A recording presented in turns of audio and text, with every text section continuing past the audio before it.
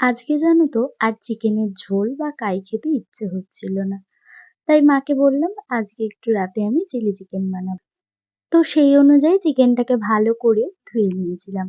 তারপর একটা বাটির মধ্যে ঢেলে নিয়ে তার মধ্যে আদাটাকে গ্রেট করে দিয়েছিলাম।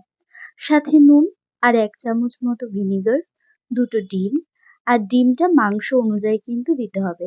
আমার যেহেতু একটু বেশি মাংস ছিল তাই আমি ২টো ডিম দিয়েছি। এরপর ময়দা, গোলমরিচ গুঁড়ো আর একটু সামান্য লঙ্কা গুঁড়ো, ধনে গুঁড়ো, জিরে গুঁড়ো দিয়ে ভালো করে কিন্তু ম্যারিনেট করতে হবে। আর ম্যারিনেট করে কিন্তু মিনিমাম ১৫ থেকে ২০ মিনিট মতন রাখতে হবে। যদিও আমার হাতে কিন্তু একদমই সময় ছিল না, তাই জন্য কিন্তু আমি মাত্র ৫ মিনিট মতন মাখিয়ে রেখেছিলাম। এরপরে কড়ায় ভালো করে তেল গরম করে একটা একটা করে চিকেনগুলোকে এপিঠ ওপিঠ করে ভালো করে ভেজে নিতে হবে, যাতে কিন্তু ভেতরে কাঁচা ভাবটা না থাকে। আর জানো তো, আমাদের বাড়িতে এই চিলি চিকেন, রাইস খেতে সবাই কিন্তু ভীষণ পরিমাণে ভালোবাসে। ওই দেখো, কথা বলতে বলতে কিন্তু চিকেনগুলো লাল লাল করে ভাজা হয়ে গেছে।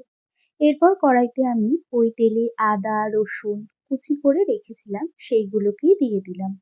আর তোমরা হয়তো অনেকেই বলবে যে এরকম তেলটা ফেনা ফেনা কেন হয়ে গেছে?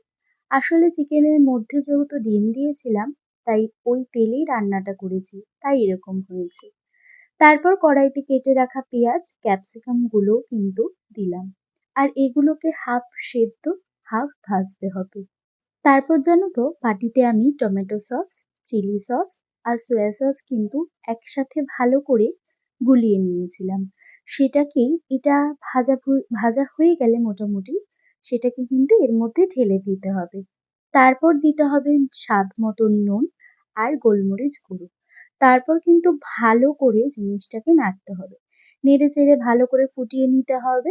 ফোটানো হয়ে গেলে কিন্তু আগে থেকে ভেজে রাখা যে মাংসগুলো ছিল না, সেইগুলোকে দিয়ে দিতে হবে।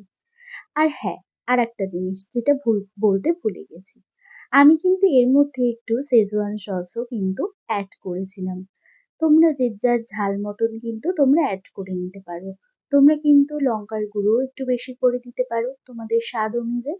এই দেখো, এখানে কিন্তু ভালো করে আমি কড়ার মধ্যে ফোটাচ্ছি। এরপর কিন্তু আমি ওপর দিয়ে কাঁচা লঙ্কা চিড়ে রেখেছিলাম সেইগুলোকেও দিয়ে দিলাম।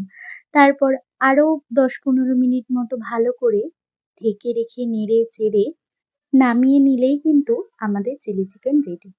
আর তোমরাও কিন্তু রেসিপিটা বাড়িতে বানিয়ে আমাকে জানিও। তো